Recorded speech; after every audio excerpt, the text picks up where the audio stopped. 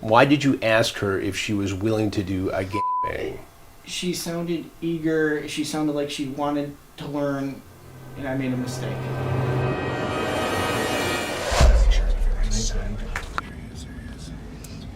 I think he's gonna pull up around from the left. Close the door too. It's really cold. What do we got here? Jeremy, you shouldn't leave. These gentlemen want to talk to you. Put your hands behind your back. Put your Please! Get down on the ground! Why did you think it was okay to leave your teenage girl home alone to come here and meet another teenage girl, Jeremy?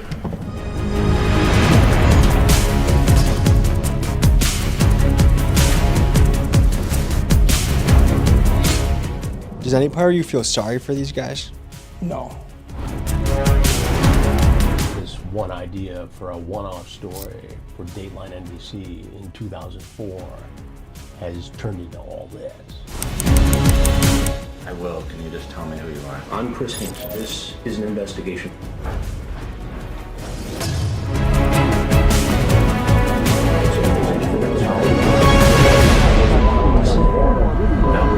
In this episode, we trudge into the dark corners of crime, perverts, and Preds who prey on kids. We team up with Chris Hansen, a man who has spent the last 2 decades as the premier Pred catcher on the planet. Together, we team up in a sting operation to catch these.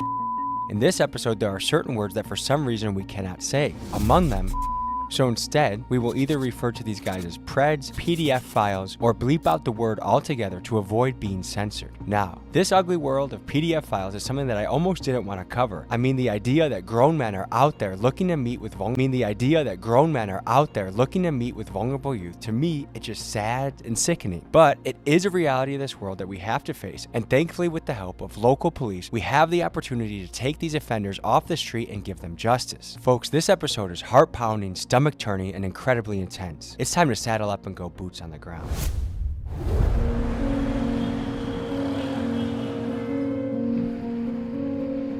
Today we're diving into the dark world of and we're doing it with one of the best in the business, Mr. Chris Hansen. We're just down the road from a sting operation where they're luring guys in and then promptly arresting them. To me, I'm really fascinated to get to the bottom of why this is happening. So let's try and learn something together. Buckle up, folks. We're in for one today. Just as we arrived in Michigan and we're gonna set out to the Sting House, we got word from Chris's team that an offender was on his way to get busted and for us to lay low until they booked him. What happened next is one of the most powerful moments of Chris's career.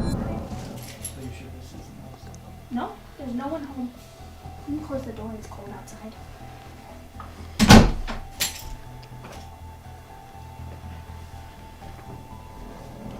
Did you bring the money? Yeah. Can I see it? How much is there? 150. Okay. What do you want to do? What are you feeling up to? I don't want to. I'm down for anything. Are we doing it here? Is there like a bedroom? There's a bedroom, or we can do it on the couch, or anywhere you want to go. I'll go change, and you can stay here. Okay.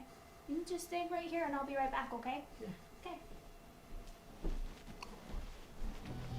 How you doing? Thank you. Good.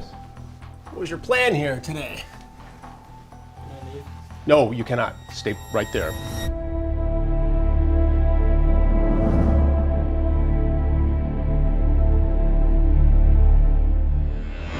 From the law enforcement angle, what have you seen in this world? Seems over the last 10 years, it's gotten worse, in my opinion. Just based off interviews I've done over the years with children, child forensic interviews over the child abuse type stuff, sexual abuse. How common are these people out in the world, these predators? To be quite honest, I think it's a very scary thought. I think they're very common. I think parents should be well aware of the stuff that happens on the internet.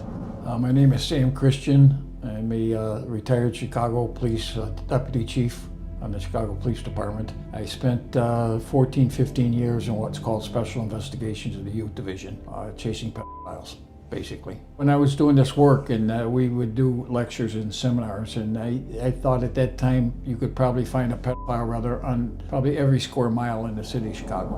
Well, you know, I kind of fell into working with, so I fell into forensics, and have been helping lock the sons of bitches up for 30 years. I don't know, how many people are versus how many billions of people we have. You know, no one's ever clear with that because we're only basing it on those that were convicted. We know that there's no place we could go in this country where it isn't happening. I mean, we're in the UP of Michigan, and right now we could be talking to someone down in Texas that could potentially be up here within a couple days to try to, you know, potentially take your child. So it's not just in your backyard anymore. It's like a nationwide thing. What's your name? Joe, I was looking online to play. To play, and what do you mean by play, Joe? Yes. You talked to somebody online and on the phone, and you were pretty graphic. How many times had you met women online before for sex? 2 or 3. 2 or 3. And what do you do for a living now, Joe? I'm a grocery manager. Here in town? Marquette. In Marquette. Over the phone, she tells you that she's 15. You say to her, that's messed up. That is. But yet you continued to talk about having sex with her. It almost seems as though that age excited you. You asked if she would do a gangbang. Why did you ask her if she was willing to do a gangbang? She sounded eager. She sounded like she wanted to learn, and I made a mistake. I have a addiction. I will admit that I have a porn addiction. I got addicted to porn when I was probably 11, 12 years old. Did you bring condoms? I did not. I might have one. Right. But you were willing to have unprotected sex with this girl. I don't know if I would have gone that far. So it seems to me that if I wasn't here and a real 15-year-old girl was, you would have been having sex with her by now. I should go away for a very, very, very long time. There's no one to blame but myself. All right, Joe, well, there's something you need to know. You're Chris Hansen with... Take Down with Chris Hansen. Have you seen the shows before? I have. And what have you thought of those shows? But I appreciate what you do. Well, thank you. Did you ever think you're going to end up face to face like this? When I walked in here and saw the pizza box, I honestly knew. Is that up for you? Yep. Just the wallet. No other weapons or anything on you, sir? No. I'm just gonna give you a quick pat down. All right. Joe, thank you for being straight up with me. I appreciate it. Can I shake your hand? Yes. It's hot and sweaty. I appreciate it, buddy. Good luck to you, all right? I'm sorry. Get Thank the help you. you need, all right? Absolutely. Okay.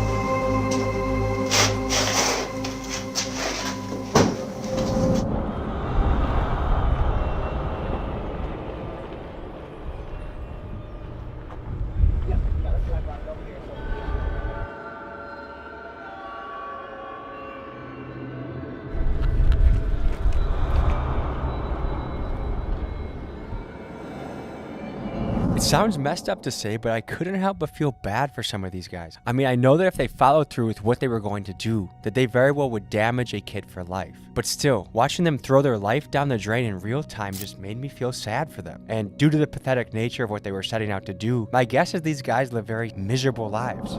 Does any part of you feel sorry for these guys? No. These guys are doing irreparable, lifelong damage to kids. I felt like just looking at them, I feel repulsed, I feel ick, I feel like, and just feel good. Like hearing that door shut behind, like I had like a word in my head, just justice. Let's head to the Sting house. So what's going through your head when you bust a guy like that? It's sad to see that we have this in the community, but it's good to see something come out of it to get these people off the streets. The maximum for the punishment is 20 years to life. Easily at least serve a couple years. Hopefully we have a successful rest of our day.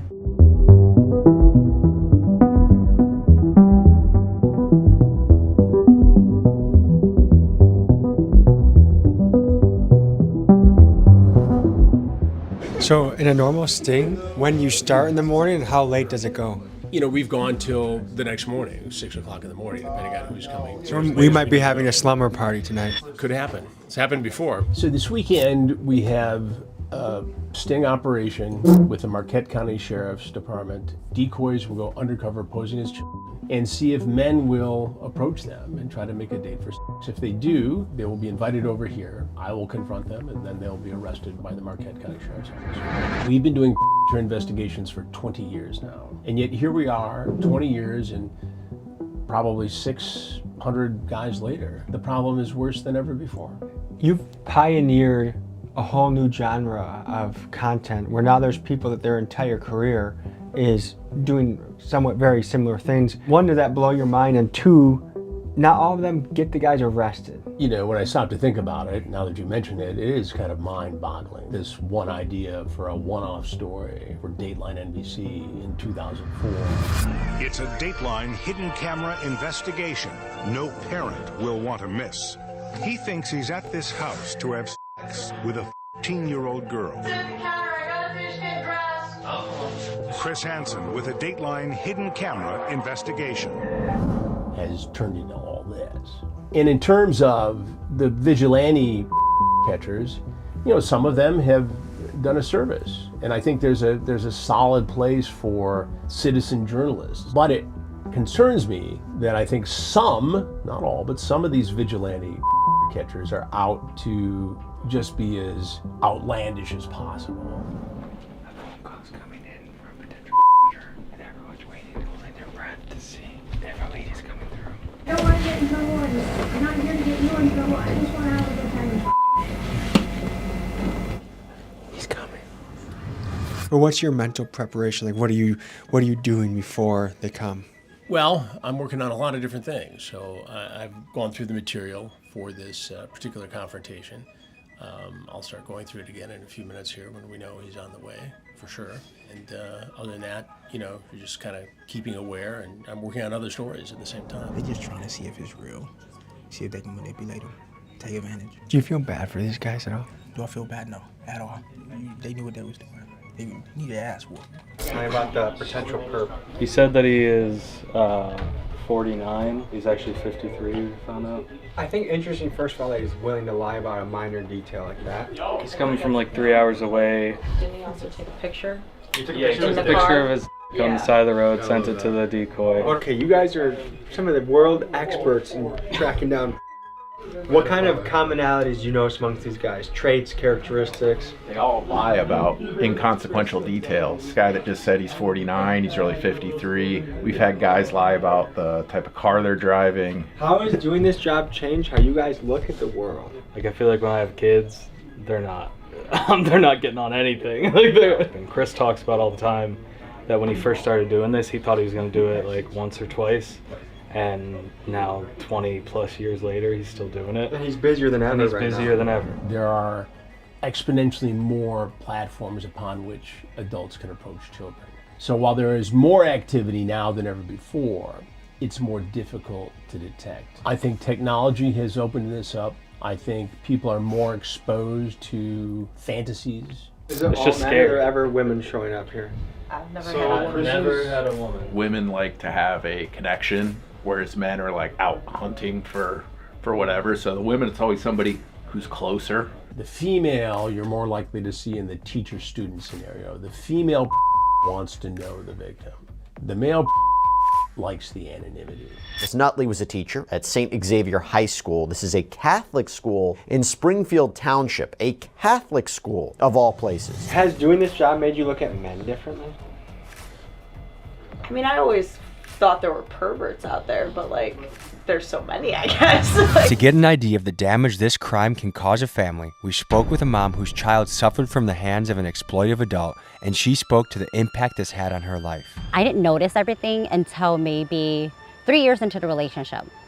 I started noticing that he was a little bit like not affection. So I kind of just assumed that he was cheating on me.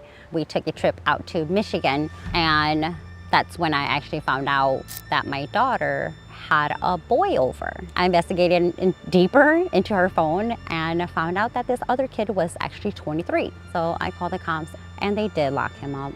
But that same night, something was bothering me about why was she so comfortable in my bed? So I went and asked my daughter, has Tim ever touched you? And Tim was right behind me and I felt him. I felt his energy behind me, like the nervousness. And she said yes. I turned around, I just start throwing things at him. And that's when I used, have you ever my daughter? He nodded One time. I'm so confused at this moment. I'm like, well, what are you talking about? You said one time, but you're saying no. What's going on? He was on a run for at least 2 weeks. He took a plea, the 10-year plea. It was underage. Just repeatedly with the underage. This is such a cat and mouse game. Like, we'll have like someone 30 minutes away, call. And then they chicken out.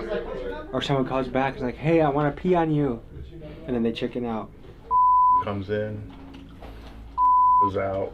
We try to maintain a low key, but you gotta eat good. Gotta bring beef jerky. In a typical day, 8-10 hour day, how many people would you bust? It really varies by location. You know, there have been some where we've packed in four guys in an afternoon. And then there's some where we've showed up and we've been there for 2 days and nobody shows up.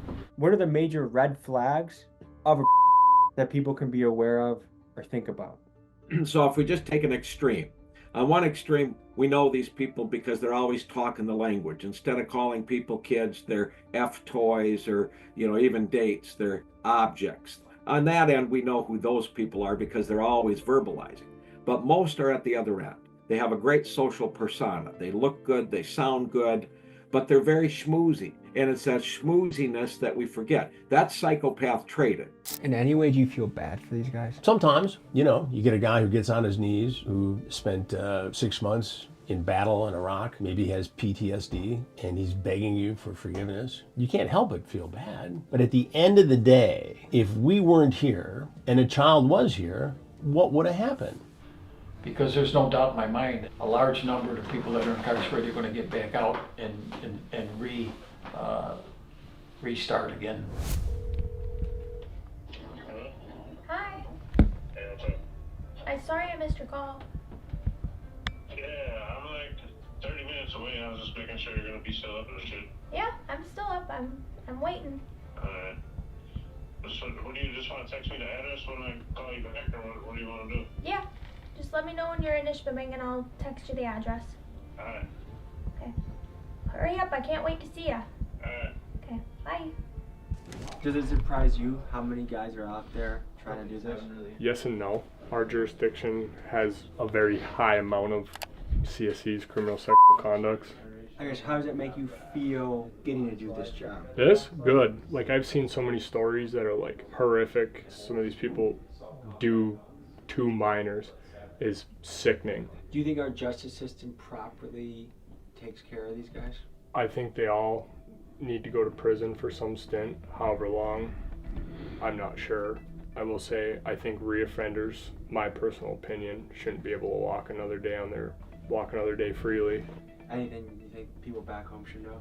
If you're a sexual assault victim, don't be afraid to speak out and tell your story to somebody from trained law enforcement officials that do handle this stuff in a sensitive manner, and don't be afraid to report it and speak out about it. There are a boatload of clips from this episode that, for reasons I cannot get into, are only available on Patreon. If you'd like to support independent journalism and have access to these clips, the link to subscribe is in the description.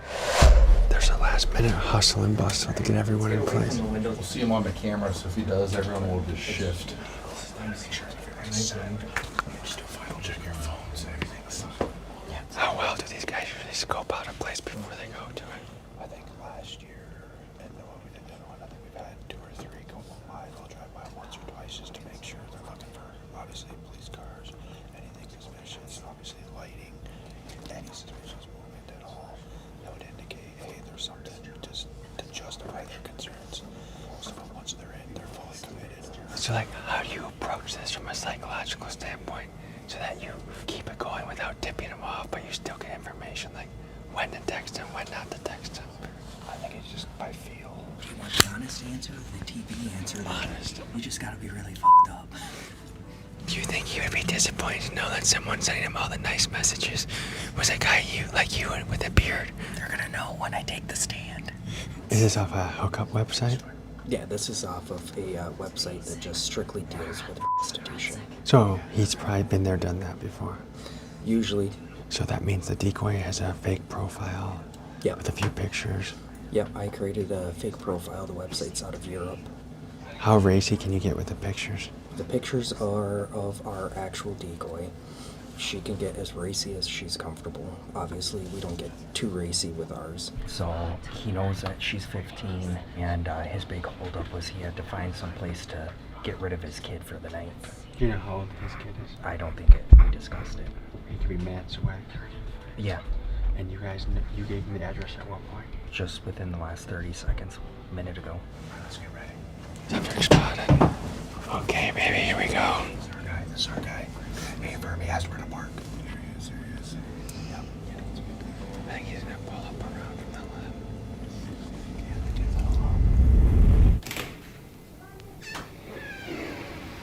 It's cold outside. Can you close the door too? It's really cold. You want me to go grab them white clothes or whatever? That's okay. You can just hang out. You can have a seat.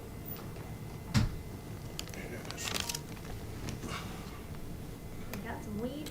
Yeah. Okay. How was the drive?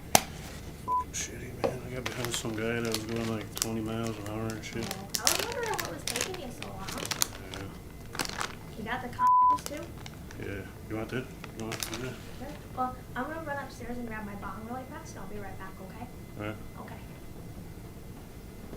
What do we got here? Oh, man. How you doing? Good. What'd y'all bring? There's some weed. Some weed? Yeah. What's your name? Jeremy. Jeremy? And Jeremy, where you from? From Michigan. What part of Michigan? Iron Mountain. Iron Mountain. What brought you here tonight? She said she wanted to smoke. She wanted to smoke. And who is she? I have no idea. You have no idea? No, I just met her online. You just met her online. Okay. And what was your plan here for tonight, Jeremy? Smoke. Smoke? Yeah. Sex? I mean, she said she... She said she would have sex with you. That's what she said. That's what she said. And how old is she? She said her thing says 19. Keep your hands out of your pockets, please. She said what? She said 19. She said 15. Oh, I don't know. Her thing says 19 on her. Well, everybody has to say 19 to get on the platform, but she told you she was 15. Oh, I didn't even pay attention to that. You didn't pay attention. So you drive how many hours? Oh, just like an hour. About an hour. Yeah. And did you stop at all along the way? Yeah, I stopped at a gas station. And what did you get at the gas station? Gas. Gas. Yeah. Anything else? I grabbed some beer. Some beer. Yeah. And where is that? Out of my truck. Did you bring condoms? Yeah. You did. And where are those? In my bag. In your pocket. And how much weed did you bring here? Just And how much did that cost? well, I don't know. This was already. I already had this. You already had the weed. Yeah. So what's going on here? What is this? I'm going to get to that in a minute. But Jeremy, you drove an hour to meet a 15-year-old girl.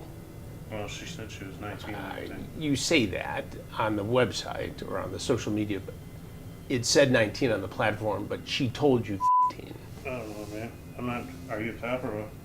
I'll get to that in a minute. Well, I'm not going to sit here and deal with this shit. So I got. You're not going to sit here and deal with it? You drive an hour? Yeah, you she get, lied bring to me weed. and said she was 19. No. I've Yeah, seen the transcripts, Jeremy, so you can Okay, try to jerk me around here, but it's her not going to thing go says well. She's 19 on her thing. I'm assuming you have to have an ID to make a fucking sex website. What right? did she tell you? What age did she tell you, Jeremy? She said she was 19 on her thing. What did she tell you in the conversation? She said 15, right? Okay. Okay. So what made you think it was okay to drive an hour, bring weed and alcohol to a 15-year-old girl after a sexually charged conversation? I didn't know she was. Okay, we can go round and round, but she told you. What made you think that this was okay? I didn't think it was okay. You didn't think it was okay. So why did you do it? I just need. I need a lawyer or something. Are you a married guy? No. You're not married. No. Do you have kids? Yeah. How many kids? 2. 2. And where are your children tonight? My kids. One's at a friend's house and the other one's at home. One's at home. And how old are your children? I got one's 14 and one's 16. One's 14 and one's 16. So the 16-year-old's at home. Yeah. And the 14-year-old is where? At a friend's house. At a friend's house. Did you drop the 14-year-old off at a friend's house so you could come here? No, she was already there. She was already there. Yeah. So you left your 16-year-old child home alone. She's 16. But you left her home alone so you could come here to meet a 15 for sex. You want to just hold tight here, Jeremy. There's something you need to know before you go. Just sit. I don't need to know. Jeremy, I'm Chris Hansen, and I do stories on men. Jeremy, you shouldn't leave. These gentlemen want to talk to you. Put your hands behind your back. Put your hands Please! Get down on the ground! Down on the ground! Hey, he's on the couch. Watch sit. All right, Relax, buddy. Relax, buddy. Slow down. Relax. Slow down. Relax. I got it. Slow down. Speak. All right. Okay, what the fuck? Jeremy, I asked you not to leave. And look what happened. Is there anything else you want people to know about the situation you're in tonight, Jeremy? No. Why did you think it was okay to leave your teenage girl home alone to come here and meet another teenage girl, Jeremy? All right, we're gonna sit you up, okay? We're gonna roll over to your back. Bring your knees up to your chest. Ready? 1, 2, 3. Go ahead and take a seat. Jeremy, how old are you? 41. 41. And what do you do for a living, Jeremy? Work at a warehouse. You work at a warehouse. And what do you do at the warehouse? Load trucks. Load trucks. Well, Jeremy, as I started to say before you tried to leave, I'm Chris Hansen. I'm not giving you guys permission to videotape. Well, we don't need it. Okay, well, I don't have nothing to say. We do stories on men who try to meet kids for sex. And you've become one of those stories. Is there anything else you want people to know? No. Okay, well, these people here will take it from here then. Go, Jeremy.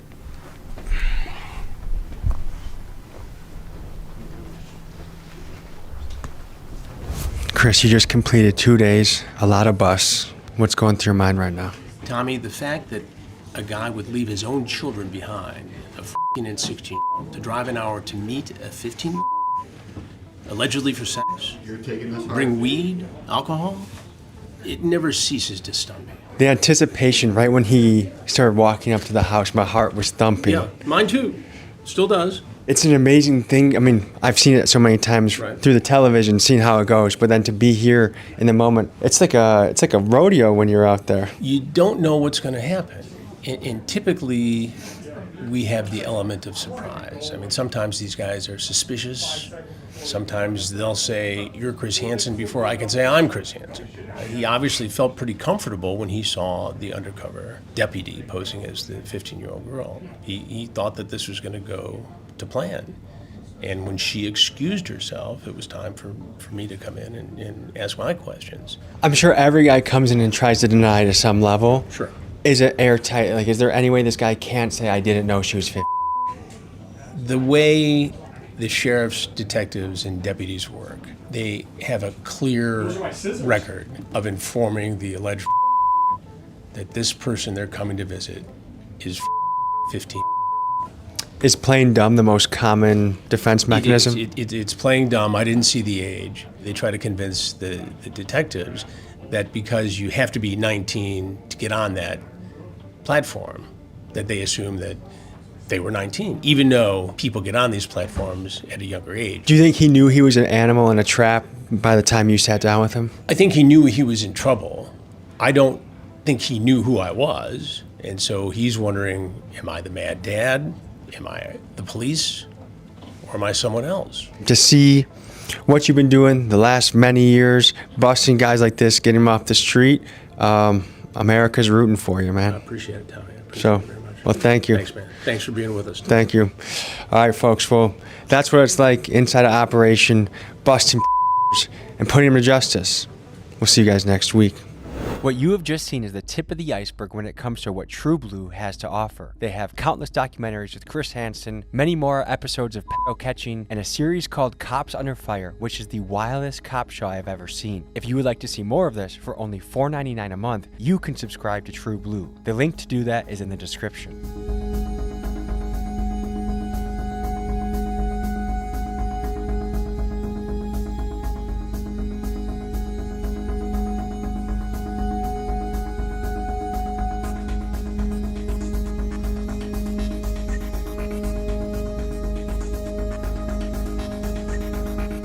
Folks, hope you enjoyed this episode. You want to watch another? Here. You want to subscribe? Over here. See you next week.